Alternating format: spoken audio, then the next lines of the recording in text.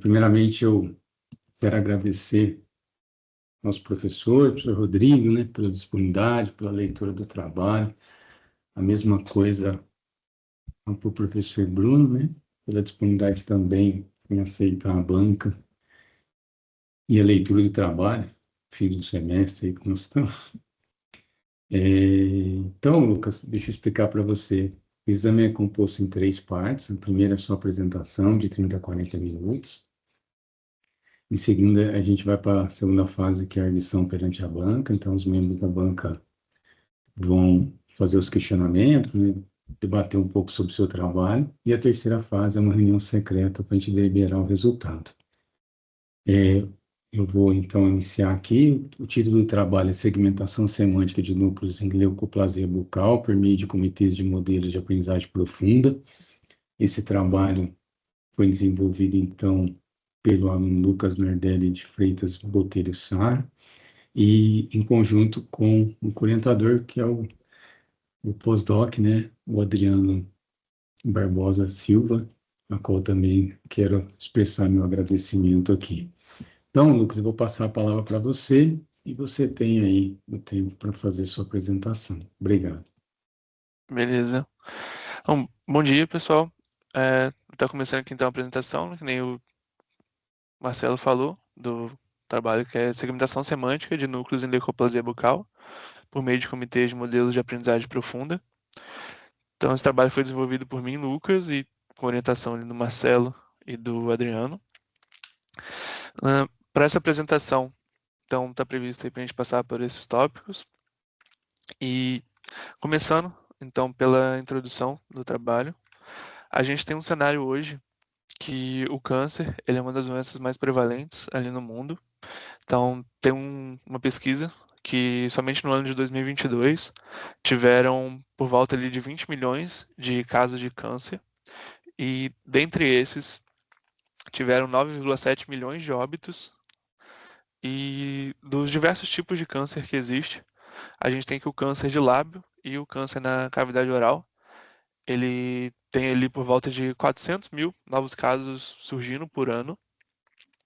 E aí, trazendo isso para um cenário aqui nacional, né, para dentro do Brasil, segundo uma pesquisa do INCA, a gente tem que esses cânceres de lábio e na cavidade oral, eles representam ali por volta de 15 mil casos anuais acontecendo. E aí, a quantidade aqui, esses números, eles nem são o ponto mais importante. O ponto importante ali é o momento em que esse diagnóstico é feito e que muitas das vezes, hoje em dia, ele é feito de maneira tardia, o que faz a gente ter uma sobrevida em 5 anos de apenas 50%, o que seria que das pessoas diagnosticadas apenas 50% sobrevivem além desses 5 anos. E para estar melhorando esse prognóstico, a detecção precoce nesse câncer ele seria muito significativo. Bom, e para estar realizando essa detecção mais precoce, é importante a gente estar detectando lesões da mucosa, que elas possuem um risco aumentado de estar evoluindo para um câncer. Essas são conhecidas como as desordens orais potencialmente malignas. E dentre essas desordens, a gente tem a leucoplasia, sendo bem presente, e ela afeta ali por volta de 1,36 a 2,60% da população. E ela é caracterizada por ser uma placa branca, que ela não é removível através de raspagem, e ela possui um risco de estar evoluindo, de transformação maligna, que é quando evolui para um câncer de 7 a 10%. E a caracterização correta dessa leucoplasia, ela vai ser decisiva para estar orientando o tratamento e o acompanhamento. E essa caracterização, ela é feita hoje, o diagnóstico, por meio de uma biópsia. Então, você faz a coleta do tecido, depois você faz a confecção de uma lâmina histológica e passa um corante ali de hematoxilina e eosina, que ele faz destacar o núcleo do epitélio. E a partir daí, o especialista ele consegue estar fazendo uma avaliação se está presente a leucoplasia e o grau também dessa displasia. E os critérios que ele usa são critérios arquiteturais ali em relação ao núcleo, a relação núcleo-epitélio, e alterações nesses núcleos eles sinalizam um maior risco de progressão, né, de estar evoluindo para um câncer. E hoje, esse exame histopatológico, ele é o que é utilizado para estar dando esse diagnóstico, só que ele possui alguns problemas ali dentro dele. Então, esse exame ele é muito dependente de um patologista, né, uma pessoa treinada ali, e vai ter que dedicar horas para estar fazendo esses exames, e a avaliação ela acaba sendo subjetiva. Então, pode acabar tendo uma variabilidade ali de acordo com o patologista, né, quando trocar. Ou então, às vezes, até mesmo o mesmo patologista, devido a alto número de exames que ele tem que estar analisando, e aí o fator de fadiga, em diferentes momentos ali, ele pode estar dando um diagnóstico ligeiramente diferente ali. E existe, né, uma demanda por métodos mais objetivos e que tornem reprodutíveis esses exames. E, e aí é onde se entra o diagnóstico auxiliado por computador, né, que são conhecidos como sistemas CAD. E aí aqui é importante destacar que ele não é para substituir o patologista, ele é uma segunda opinião, é como se fosse um apoio para o patologista tomando uma melhor decisão ali quanto ao exame. E após, né, aquela coleta do tecido e confecção da lâmina, é digitalizada essa imagem, e aí a gente tem um fluxo típico do CAD, que seria primeiro fazer um pré-processamento das imagens, depois tá realizando a segmentação dessas imagens para estar conseguindo gerar uma extração de features, de atributos, e está conseguindo fazer uma classificação em cima disso. E aí a gente tem essa etapa da segmentação como sendo uma etapa muito importante, porque como ela é no início do pipeline, qualquer erro ali nela, ela vai ser propagada para frente no pipeline, o que pode estar mudando ali o diagnóstico na frente. E tendo nesse contexto, a gente tem hoje que poucos estudos eles abordam especificamente esse problema da leucoplasia bucal. Também temos muita escassez de bases anotadas para esse domínio. E hoje, na questão de segmentação de histologia como um todo, baseado em duas arquiteturas ali, que seriam as CNNs, que elas têm uma característica de um melhor detalhe local na imagem, e a gente tem os Transformers, que ele tem um melhor contexto global, e por elas serem complementares, ainda permanecem pouco explorados comitês que juntam esses dois tipos de arquitetura para estar tendo um resultado melhor. Então, é aqui que entra justamente o objetivo do trabalho.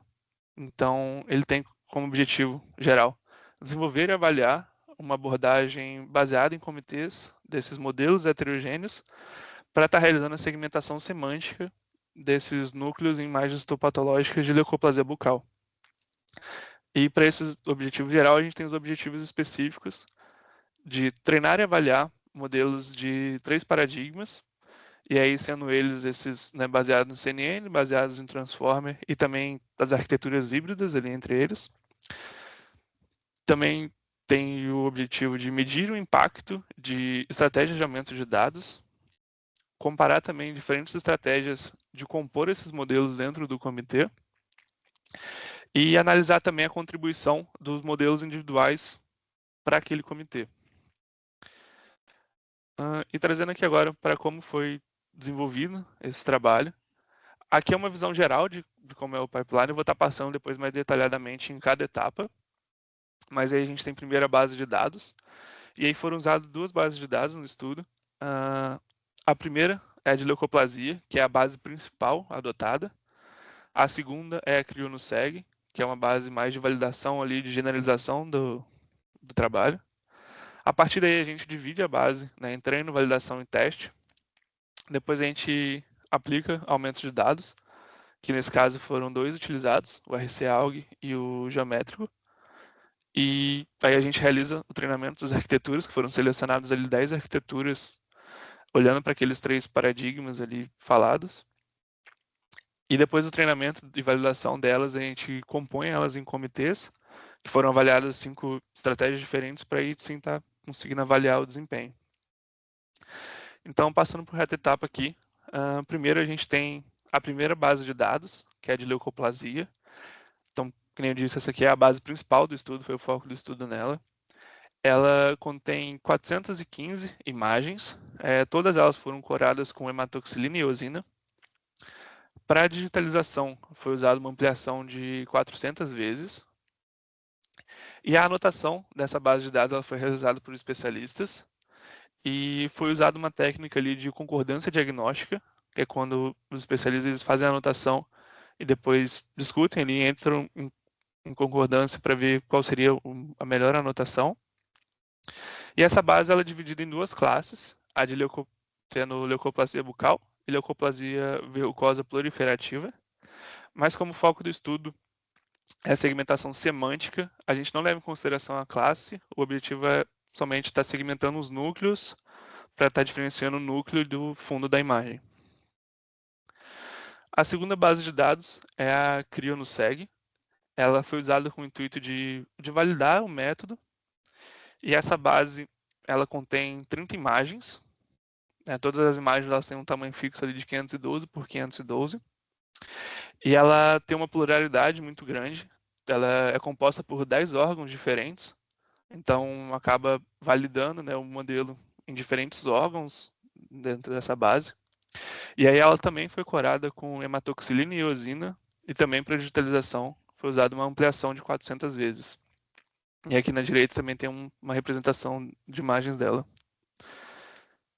Para o aumento de dados, a gente teve basicamente 3 cenários. Então, o primeiro cenário é quando a gente realiza ali os treinamentos sem utilizar o aumento de dados. O segundo cenário que a gente tem é a utilização do aumento de dados geométrico. Então, é aplicado transformações espaciais ali, por exemplo, rotações, espelhamentos, translações. E esse aumento, ele simula variações na orientação e posicionamento na hora de construir ali aquela lâmina histológica, que pode acabar ocorrendo. E o terceiro cenário é o RC-AUG, que ele foi proposto no trabalho do Dali dos Santos. E ele tem uma aplicação estocástica de transformações. Então, cada transformação tem uma porcentagem ali dela ocorrer ou não, de acordo com cada imagem. E isso gera uma maior diversidade nas imagens. Para a segmentação, né, que nem eu comentei antes, foram selecionadas 10 arquiteturas. E aí o critério de seleção dessas arquiteturas foi compor aqueles 3 paradigmas, tanto ter modelos baseados em CNN, né, como usar convoluções, que eles têm um viés local ali, né, eles têm uma forte representação local na imagem. A gente também tem os modelos baseados em Transformer, né, que eles vão utilizar aquele mecanismo de self-attention, e eles conseguem capturar relações mais globais ali dentro da imagem. E a gente também vai ter as arquiteturas híbridas, que ela é uma composição entre CNN e Transformer, então eles já unem isso já dentro da própria arquitetura em si. Esse aqui é um resumo das arquiteturas selecionadas, né, tentando ter uma diversidade ali dentro dessas categorias.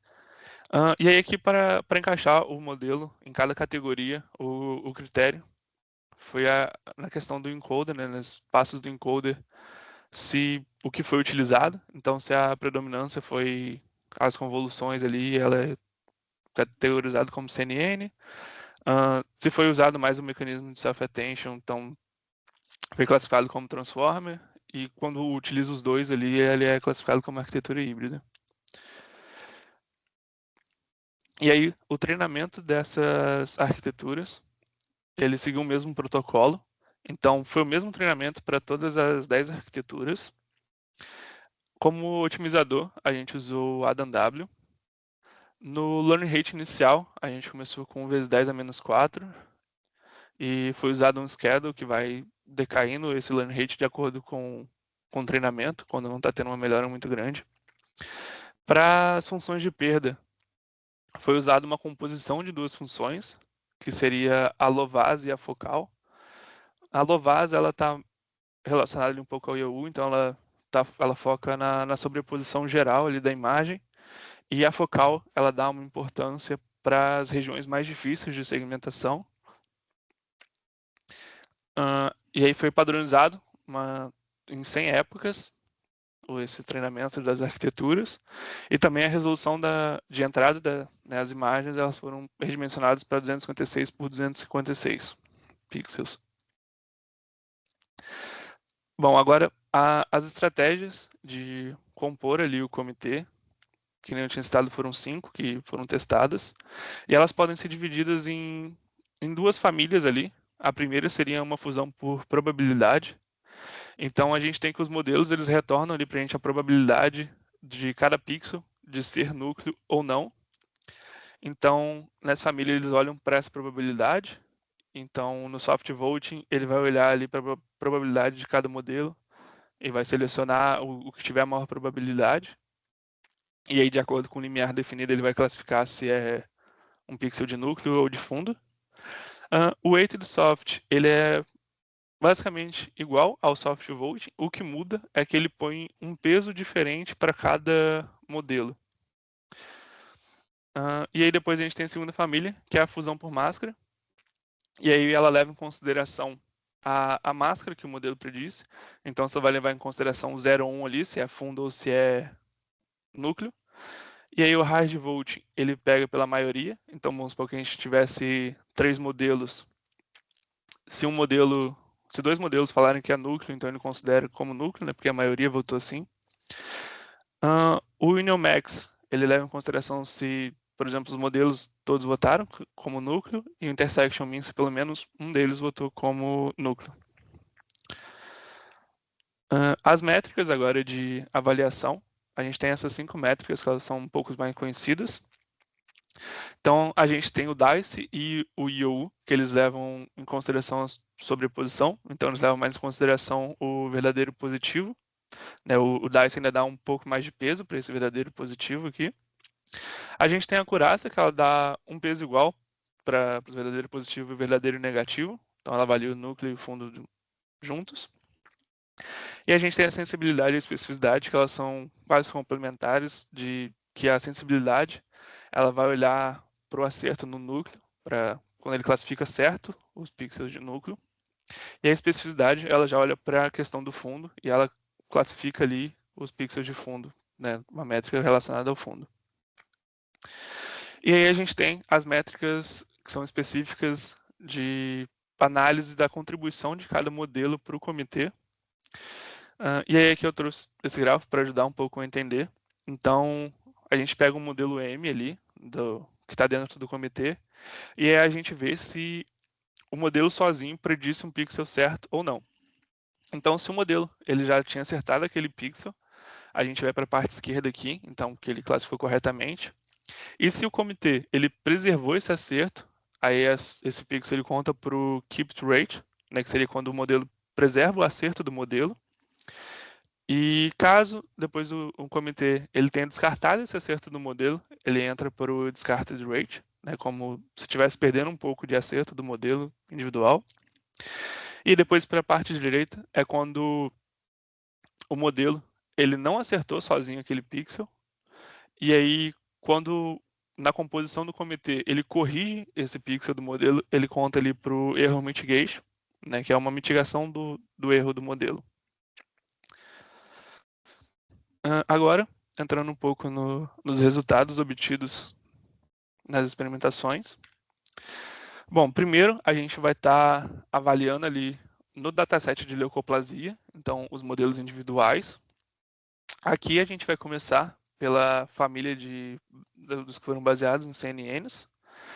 E aqui trazendo para essa tabela, a gente vai ter 3 linhas para cada modelo. Então a primeira linha ela vai ser o modelo testado ali sem utilizar aumento de dados.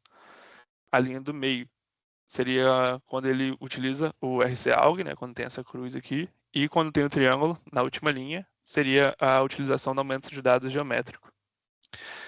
Aqui a gente consegue perceber que, dentre a família CNN, o melhor modelo ele foi o ResNest. Então ele obteve ali 88% de DICE. Em contrapartida, o Convinext, ele, apesar disso, ele obteve uma sensibilidade um pouco maior, né? Então em relação ao núcleo ele classificou um pouco melhor, mas no contexto geral o ResNest ele acabou tendo um melhor desempenho. E a gente tem que a FPN ela teve o pior desempenho aqui dos modelos. E uma questão que a gente consegue estar analisando também é a questão do aumento de dados. Então a gente vê que teve uma melhora ao aplicar o aumento de dados. Aí aqui, entre o aumento de dados RCAlg ou geométrico, aí depende do modelo, tem modelos que desempenham melhor com um, modelos que desempenham melhor com dois. Então a gente não conclui qual seria o melhor aumento de dados, mas a gente consegue sim concluir que a aplicação do aumento de dados trouxe um ganho ali de desempenho. Trazendo agora para os modelos da família baseados em Transformer, no dataset de leucoplasia, a gente tem aqui que o MANET ele desempenhou melhor do que o SegFormer. E aí a gente vê que o RCAlg, ele foi o que trouxe melhor DICE para ambos os modelos, mas em comparação também o aumento de dados geométrico, ele teve o melhor ganho em sensibilidade. Mas de maneira geral, aplicando RCAlg, os modelos desempenharam melhor em DICE. Aí aqui a gente entra também agora para o resultado dos modelos de arquiteturas híbridas. A gente tem que a IONET da LK ela desempenhou melhor do que a TransUNet. As duas desempenharam melhor usando o aumento de dados geométrico aqui. E teve uma variação aqui de sensibilidade apenas no TransUNet, mas de maneira geral o aumento de dados geométrico foi melhor nessa família. Apesar de estar bem parecido ali os resultados entre os dois aumentos. Bom, aqui é uma comparação entre as famílias. Então, foi selecionado o melhor modelo de cada família para estar trazendo aqui uma melhor visualização entre isso. E aí o que a gente consegue perceber é que a família baseada em CNNs, representada aqui pela ResNest, ela teve o melhor desempenho geral. Apesar de a diferença entre as três estar pequena, né, por volta de 1% só, então foram resultados parecidos, mas o CNN ela teve esse melhor desempenho. E aí na questão do aumento de dados, novamente, a gente vê que a aplicação do aumento de dados ela proporciona um ganho, né, em relação a não utilizá-la, mas, novamente, aí depende da arquitetura de qual aumento desempenhou melhor. Né? Por exemplo, a gente tem que duas desempenham melhor com geométrico e o Manet desempenhou melhor com o RCAlg. Aí agora a gente vai trocar de dataset. A gente agora vai para o dataset de CRIO no SEG. E aí passando pelo processo e agora analisando as famílias do CNN. Uma coisa que a gente consegue perceber aqui em relação ao dataset anterior é que teve uma queda de desempenho. Então, né, trazendo aqui o desempenho que estava por volta de quase 89, 88,5. Aqui já caiu para volta de 83, 84. E isso se dá muito por conta da diversidade do CRIO no SEG. Então, além dele possuir poucas imagens, né, ele possui apenas 30 imagens, essas imagens ainda estão divididas em 10 órgãos diferentes, o que tem uma pluralidade maior e dificulta um pouco o desempenho dos modelos nessa base. Mas, trazendo aqui para esse contexto, a gente tem que a ResNest, ela teve o melhor desempenho, novamente, dentre as CNNs. E aqui já a gente tem uma questão aqui interessante, que o EficienteNet, por exemplo, ele desempenhou melhor sem o aumento de dados. Então, a gente não consegue concluir aqui que a aplicação do aumento de dados nessa base realmente trouxe melhoras por conta nesse cenário. Alguns casos, por exemplo, aqui no Baseline Net, a aplicação da RCAlg ele acabou caindo aqui, né, mais de 1% de desempenho em relação a não usar. Agora trazendo para as famílias baseadas ali nos Transformers, nesse dataset de CRIO no SEG, a gente tem que a MANET, ela desempenhou melhor novamente. E aqui a gente também consegue perceber um pouco do balanceamento ali entre sensibilidade e especificidade. Então, por exemplo, aqui a gente tem o melhor modelo, o SegFormer em sensibilidade, mas quando a gente olha para a especificidade, ele teve o pior desempenho e em relação ao outro modelo. Então, a gente vê que acaba, quando ganha um pouco em sensibilidade, acaba perdendo um pouco ali em especificidade. E nesse cenário aqui dessa família baseada em Transformer, a gente vê que o aumento de dados geométrico ele teve o melhor desempenho. Quando a gente olha aqui agora para as arquiteturas híbridas, no dataset que criou no SEG, a gente vê que a IONET da LK ela teve melhor desempenho novamente. a gente vê que o aumento de dado geométrico favoreceu ela como um todo aqui, mas a TransUnited ela não foi favorecida com o aumento de dado geométrico. Aqui, novamente, trazendo para aquela análise entre as famílias, então foi selecionado o modelo com melhor desempenho de cada família. A gente vê aqui que a ResNest ela teve o melhor desempenho novamente, e a gente vê que a vantagem da CNN em relação às outras duas, ela acabou aumentando um pouco aqui nesse cenário. Então, aqui ela passou por um pouco mais de 2% de diferença, o que pode indicar que talvez ali os que têm uma aplicação de Transform pode precisar de um pouco mais de dados para estar desempenhando um pouco melhor. E as outras duas famílias ali, elas tiveram um resultado muito semelhante entre elas. E dos melhores modelos de cada família, eles se beneficiaram os três do aumento de dados geométrico. Agora, trazendo para os assembles, né? Então teve aquelas 5 técnicas que a gente testou. E aqui foi selecionado o melhor modelo de cada cenário para estar trazendo essa comparação. A gente vê que o soft voting, junto com o weighted soft, eles apresentaram o melhor resultado aqui no cenário de aumento de dados geométrico. A gente consegue perceber que houve um ganho em relação aos modelos individuais. E isso aqui é no dataset de leucoplasia. Então, a gente vê também que o aumento de dados também teve um ganho. Então, tanto a utilização do Assemble quanto a utilização do aumento de dados, eles são cumulativos, esse ganho. E aqui, como o soft voting e o weighted soft eles tiveram o mesmo desempenho, a gente acabou selecionando o soft voting para os testes seguintes, por ele ser um pouco mais simples, né, exigir menos complexidade e ter o mesmo desempenho do weighted soft. Então aqui, né, só lembrando, a gente trouxe para o cenário do Assemble usando a técnica soft, no aumento de dados geométrico, para os testes seguintes. E aqui foi um teste de fazer composições ali, aumentando o número de modelos que compõem o Assemble, para ver como que esse comitê ele vai se comportar. E aí a gente tem os 3 cenários, né, sem aumento, com aumento de dados RCA e com aumento de dados geométrico. E aí a gente foi aumentando, compondo com 2 modelos. Então aqui a gente fez as combinações ali 2-2 dos 10 modelos, depois a combinação 3-3, e aí foi selecionando os melhores modelos de cada um desses. E aí a gente vê quando a gente tem 2 modelos e passa para 3 modelos, a gente tem um ganho aqui de desempenho, né, de DICE, por exemplo. Porém, quando a gente passa para 4, ainda há um ganho, mas ele diminui. Quando passa para 5, diminui esse ganho, a ponto de que no aumento de dado geométrico, quando a gente passa de 4 para 5 modelos, não existe um ganho em DICE, ele permanece exatamente o mesmo aqui, né, apesar de ter uma variação aqui de sensibilidade e especificidade. Mas aí a gente consegue perceber que não necessariamente ir empilhando modelos e agregando mais modelos dentro do comitê vai necessariamente trazer um melhor ganho.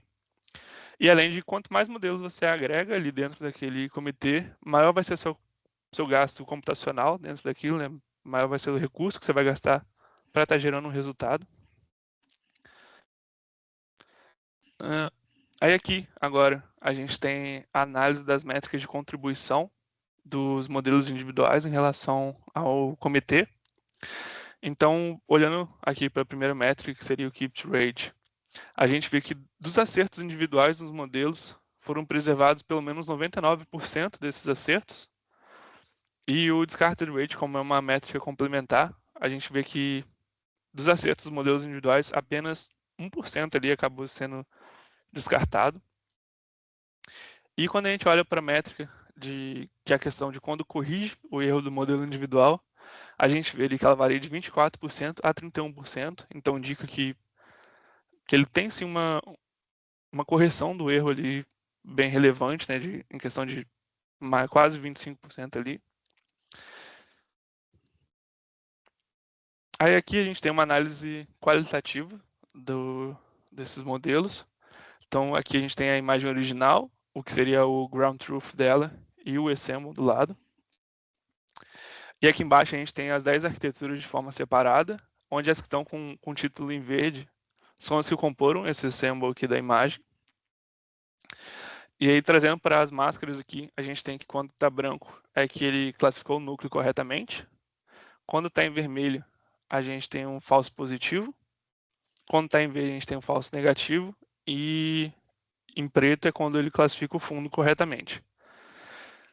Aí aqui a gente, olhando de maneira geral, a gente vê que alguns casos aqui dos erros está mais na borda ali, que são regiões mais difíceis de estar classificando. E até agora trazendo um pouco mais de destaque para algum cenário aqui.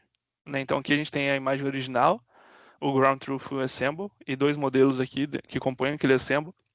E aí um ponto interessante da gente estar olhando é, por exemplo, esse modelo aqui da ResNest. A gente vê esse pixel aqui na esquerda que ele não classificou, né, que ele está presente na imagem, deveria ser classificado, mas ele não classificou. E aí quando a gente traz para compor no Assemble, a gente vê que agora no Assemble foi classificado. Então é como se a gente tivesse esse modelo aqui sozinho perdendo, né, esse núcleo, e aí quando a gente traz a composição para o Assemble, ele agora está classificando ele corretamente. Em outro cenário também, do Efficient Net, a gente tem aqui esse núcleo em vermelho, que ele classificou como se fosse um núcleo, mas que, de acordo com o Ground Truth, não teria nenhum núcleo ali. E aí, quando a gente traz para o Assemble, a gente vê que agora ele não está mais aqui, então é uma outra correção ali em cima disso. Agora, a gente tem uma análise do limiar. Então, esse limiar seria um ponto de corte para quando a gente considera o pixel núcleo ou o pixel de fundo. Né? Então, por exemplo, o modelo ele retorna para a gente uma probabilidade daquele núcleo, e aí se essa probabilidade for em cima desse limiar, a gente considera como núcleo, se for abaixo do limiar, a gente classifica como fundo. E aí a gente fez uma experimentação de 0 até 1, aumentando um ponto percentual ali por vez. E aí a gente consegue ter algumas análises interessantes aqui. Então a gente vê que no limiar de 0,5 foi o que teve melhor desempenho em DICE, e foi o que foi utilizado aqui durante os experimentos. E aí a gente vê quando o limiar está em 0, a gente vai classificar todos os pixels como sendo de núcleo, e aí a gente vai ter uma sensibilidade de 100. Em contrapartida, quando a gente tem um limiar de 1, a gente classifica todos os pixels como fundo, e aí a gente tem uma especificidade de 100, né, limiar e uma sensibilidade de 0. E aí agora, uma análise interessante que a gente consegue fazer aqui através da acurácia, a gente consegue perceber um desbalanço ali entre as classes, né, núcleo e fundo. Então, quando a gente está com limiar em 0, a gente tem apenas 21% de acurácia. Então, isso mostra para a gente que, de todas as imagens ali, contando os pixels, apenas 21% dos pixels eles são em relação a núcleo. Então, 78%, né, que quando tem limiar em 1, 78% são pixels voltados para fundo da imagem. E aí a gente percebe que a acurácia, se a gente analisar ela sozinha ali como uma métrica de desempenho, ela não vai dizer muito para a gente, por conta que nesse cenário, se a gente classificar todos os pixels como fundo, a gente tem uma acurácia ali de quase 80%, né? E o que pode ser considerado bom, mas a gente não acertou nenhum núcleo dentro desse cenário. Aqui é uma comparação com o estado da arte. Então, primeiro aqui a gente tem a base de dados de leucoplasia. A gente tem apenas um trabalho anterior nessa base de dados, não tem nenhum outro, né, que foi o trabalho do Oliveira. E aí, nesse trabalho, ele obteve 83,69% de DICE. E aí, quando a gente traz aqui nesse trabalho, a gente conseguiu chegar a 29,24%. Então, teve um ganho bem importante ali dentro dessa segmentação semântica, né? Um ganho de 5,55%. E aí, quando a gente traz para a base CryoNoSeg, né, que foi uma base de validação e generalização do modelo, a gente vê que o desempenho ele, né, permanece competitivo ali. Então, desses 4 trabalhos que a gente olhou, o modelo ele superou 2 e ficou abaixo de 2. Então, ele mostra, assim, apesar de ter sido focado para a base de leucoplasia, que ele ainda teve um desempenho ok ali em comparação a outros trabalhos nessa outra base. Bom, agora, de conclusões do trabalho, a gente teve que esse trabalho investigou o uso de comitês heterogêneos de aprendizado profundo para segmentação de núcleos em imagens histopatológicas, e aí de contribuições, a gente tem uma abordagem de segmentação de núcleos baseados nesses comitês heterogêneos, e aí a gente também tem à parte uma análise de como esse ganho emerge na composição do comitê, por meio daquelas métricas de taxa de retenção, taxa de descarte e mitigação de erros. E aí a gente consegue ver ali o quanto que o comitê preserva de cada modelo e o quanto que ele corrige de cada modelo. Para trabalhos futuros, a gente tem, por exemplo, a ampliação dessa base de dados de leucoplasia, agregando ali imagens de outros centros que utilizem outros equipamentos de digitalização, talvez incluir outros protocolos de coloração também, que isso acaba trazendo uma maior generalização ali desse problema, nesse contexto. Também temos uma possível extensão para fazer uma segmentação de distância e também depois fazer uma classificação em cima disso. E a gente também tem uma outra vertente que seria a investigação de novas estratégias de composição daqueles comitês, então investigar essas outras estratégias. Durante o desenvolvimento desse trabalho, foi gerado essas 3 contribuições. Então, a primeira aqui é a publicação de um artigo relacionado no Brasis. A segunda é a publicação de um dataset no Zenodo. Esse dataset é em relação às máscaras geradas com a aplicação dos modelos. Então, tem tanto a máscara dos modelos individuais quanto a máscara dos assembles. E também a última contribuição é o registro de software. Então, o software relacionado a todos os experimentos ali, ele foi registrado. Essas aqui foram as referências utilizadas nessa apresentação. E aí aqui eu queria deixar um agradecimento, então, tanto ao Marcelo quanto ao Adriano, pela orientação durante o desenvolvimento desse trabalho, que foi essencial para chegar até aqui. Deixar também um agradecimento às instituições de apoio financeiro. Agradecer também aos colegas do LIPAI, que é o laboratório ali, que colaboraram e tiveram uma troca de ideias sobre o desenvolvimento do projeto. E deixar também o meu sincero agradecimento aos membros da banca que dedicaram tempo ali lendo a dissertação e estar aqui presente nessa avaliação. Então, muito obrigado.